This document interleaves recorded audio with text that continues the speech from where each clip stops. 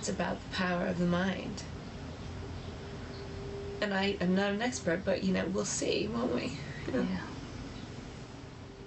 What you are watching is a harrowing real-life scene from Kris Carr's life. Happy Valentine's Day.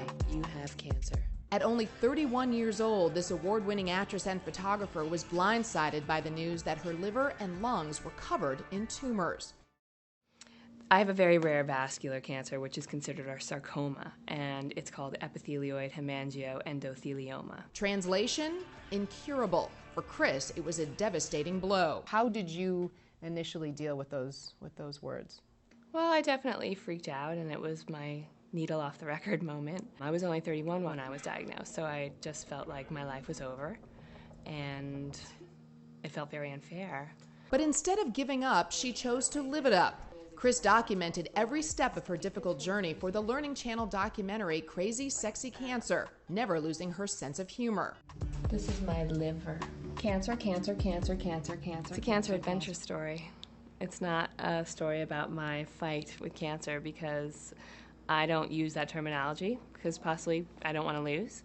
It is about looking for a cure and finding a life and growing up in the face of adversity. Where do you think you would be if you hadn't made the decisions and the choices that you did 4 years ago when you were first diagnosed? What if you had not taken the path that you did? I'd be dead. You think so? I know so. There is no definitive treatment for EHE, but Kris says she embraced that unsettling fact and became a full-time healing junkie. Well, I said that I have a stage 4 cancer. There is no stage 5.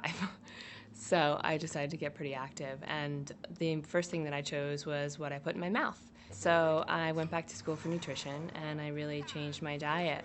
This is my pharmacy. We're gonna go get some medicine. So I added a lot of yoga and movement.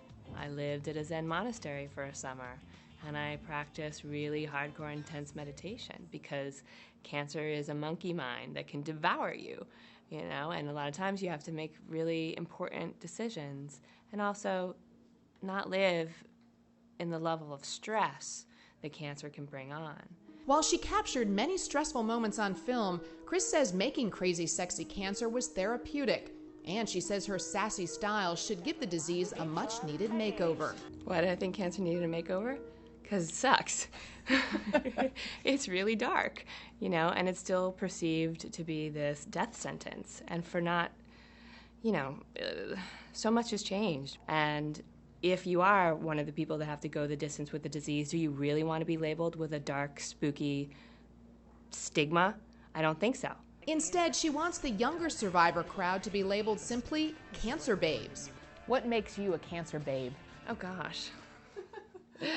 It's my attitude, and it's the fact that I refuse to let cancer define me, that I'm still a happening chick. I'm spunky and sassy, and I like to tie one on like a sailor, I am still a young woman, and I think that cancer can strip you of that. Kris's self-described tenacity has given her hope. Her tumors are now stabilized, 4 years after her diagnosis. I consider my many, many tumors just beauty marks that are a part of me. And we work together, we go out together, we go jogging together, and everything's fine. She even found true love with her film editor, Brian. No, I didn't think I'd be getting a husband out of this cancer project. Kris's documentary also inspired a book called Crazy Sexy Cancer Tips, part memoir, part guide for those dealing with a diagnosis. She recently traveled the country talking to people about her story. Some recently diagnosed, many truly touched. What kind of reaction have you been getting? Well, the best one I heard was Cancer Elvis. You're now known as Cancer Elvis. Yes, I've been told, you're Cancer Elvis. And that makes me laugh. However, not everyone is pleased with the title Kris chose. People ask me, well, what's so sexy about cancer? I say, the women who have it. I'm not saying this is my sad, sad tissue cancer story. I'm not whispering about cancer. I'm roaring about cancer. I'm bringing humanity and humor to it, and that can be unsettling for some folks. But Kris remains committed to her makeover message. She plans to screen Crazy Sexy Cancer in hospitals and schools. She is writing 2 more books and will release a DVD early next year. Do you think you'd be where you are right now had it not been for cancer? I think that cancer was my vehicle in a lot of ways, and maybe there's a whole reason why I have cancer. So to be able to express myself and do it in a way that can help others is very rewarding, and in that way, cancer has been positive. Living with a chronic disease, Kris says she's not immune to fear, but she says she'll do whatever it takes to remain a survivor. I've grown up, I've come so far, I've done things that I'm more proud of than anything, and I've met my soulmate. So however long I have on this planet, I'm doing so phenomenal that I'm happy, and that's what matters.